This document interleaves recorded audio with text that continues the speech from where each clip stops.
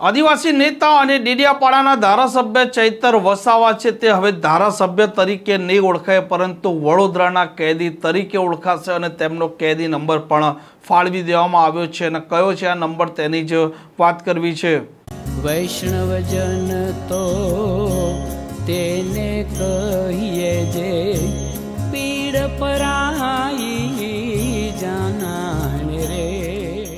નમસ્કાર, આપ જોઈ રહ્યા છો નવજીવન ન્યૂઝ અને હું છું આપની સાથે તોફિક ગાંચી। નર્મદામાં જે પ્રકારે રાજકીય રીતે અત્યારે ઉથલ પાથલ સર્જાઈ છે અને તેમાં પણ ભારતીય જનતા પાર્ટીનો આંતરિક કકળાટ અને વિખવાદ છે તે સામે આવ્યો હતો, જેમાં ધારાસભ્ય ચૈતર વસાવાના સામે ગંભીર આરોપ લગાવ્યા હતા સાંસદ મનસુખ વસાવાએ અને ત્યાર પછી તેમણે દર્શના દેશમુખની વાત કરો કે નીલ રાવની વાત કરો, તેમને પણ આડે હાથ લઈ ચૂક્યા છે આ મનસુખ વસાવા। અને જે પ્રકારે ભાજપનો આંતરિક કકળાટ અને વિખવાદ હતો તેનું કારણ માનવામાં આવતું હતું કે જિલ્લા પંચાયત પણ ભાજપે ગુમાવી, 4 તાલુકા પંચાયત પણ ગુમાવી અને તેનું મૂળ કારણ હતું ચૈતર વસાવા અને તેમનો પ્રચાર। અને જે પ્રકારે વર્ષ 2023નો એક મામલો નર્મદાની સેશન કોર્ટમાં ચાલી રહ્યો હતો, જેમાં વનકર્મી છે તેને મારવામાં આવ્યો હતો, તેને ઘરે બોલાવી ફટકાર્યો હતો, હવામાં ડરાવવા ફાયરિંગ કર્યું હતું અને ત્યાર પછી ખંડણી પણ માંગવામાં આવી હતી। આવા આરોપના સાથે ચૈતર વસાવા, તેમના પત્ની સહિત 9 લોકો છે તેમના વિરુદ્ધમાં આજ નર્મદાની સેશન કોર્ટ છે તેમાં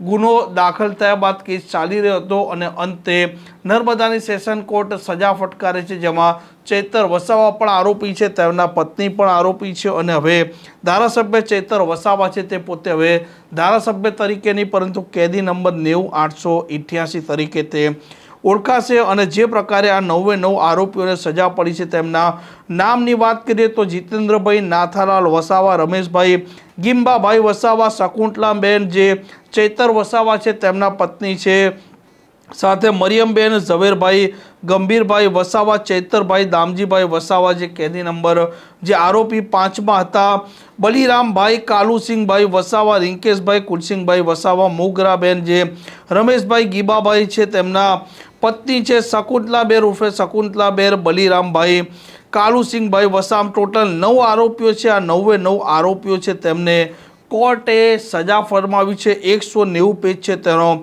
ચુકાદો છે, અલગ અલગ જે કલમો અંતર્ગત આ નર્મદાની સેશન કોર્ટે ચુકાદો આપ્યો છે અને ચૈતર વસાવા હવે ધારાસભ્ય તરીકે નહીં પરંતુ રાજપીપળાની જેલમાંથી ટ્રાન્સફર થઈ તે વડોદરાની જેલમાં પહોંચ્યા છે અને કેદી નંબર 90888 તરીકે હવે ચૈતર વસાવા ઓળખાશે।